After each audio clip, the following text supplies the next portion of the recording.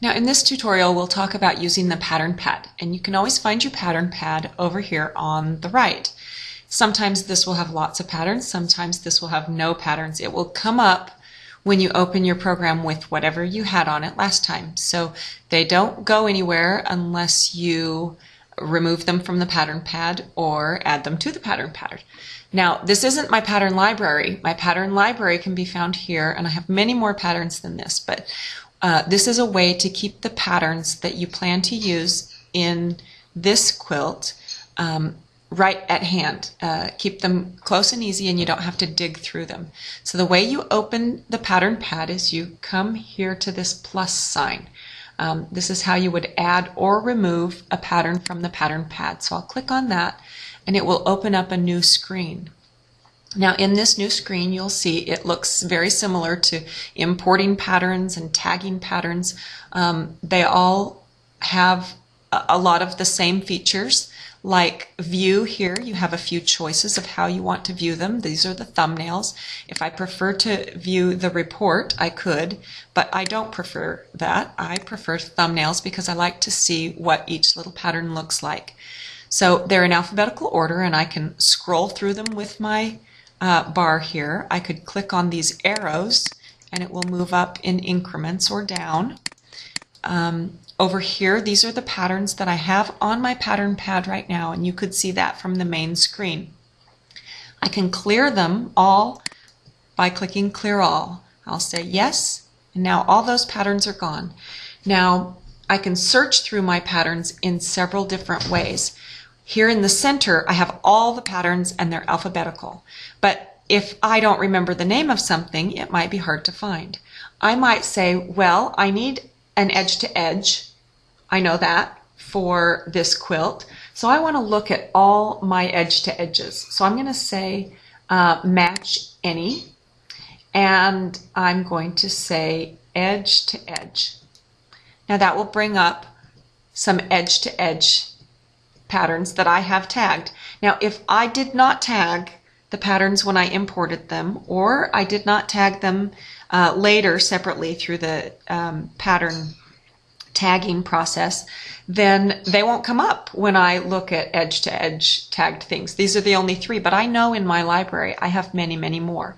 So this is a good incentive for you to make sure that you tag them when you import them. It will make it much easier to find the patterns you're looking for. It's a great function that we've built in here, but it's one that has to be used for it to work. I can look for anything that is tagged edge to edge. Now, if I want to find things that are and bright and edge to edge, I click both of those and I have it on match any. So you can see any of these are edge to edge and bright. But if I click this one, they have to be both edge to edge and bright. So it's a way for me to narrow down my search. If I was looking for, I know that I want it to be done by and bright, and I know it has to have feathers, and it has to be an edge to edge. Well, I have none of those tagged in my library. So match any, then any of those things will come up. And if I have it here on search, these are all my patterns. They all come up in alphabetical order, and I can sort through them. If I can remember part of the name, I can start typing it in here. Now I know I have one with eagles in it, and as I start typing eagle, those two blocks come up. I don't even need to finish typing in the entire word for me to see that these have that part of these words. So that's also a great way to search. So here are your functions. You have search, and you can start typing in letters, or you can just scroll through everything. Match any, match all. Over here, how you want to view them. Now, once you've found them, to get out of this function right here where I have the letters typed in, if I click enter on my keyboard, it will take me back to all of my searches and take away any of the letters that I've typed in there. So as I look through, I think, oh, I might use this. And so I double click on it and it will go over here onto my pattern pad. And I might use this. And I might use this other one over here. You can click as many as you like and your pattern pad will get very full. So it's best if you click on all the ones you plan to use or all the ones you might consider using. That way they'll be at hand.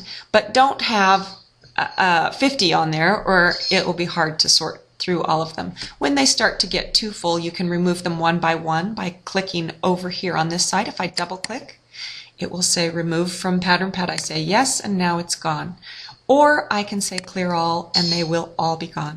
So that's how the pattern pad works. I'm going to click on a few here, and when I'm done, I click on done.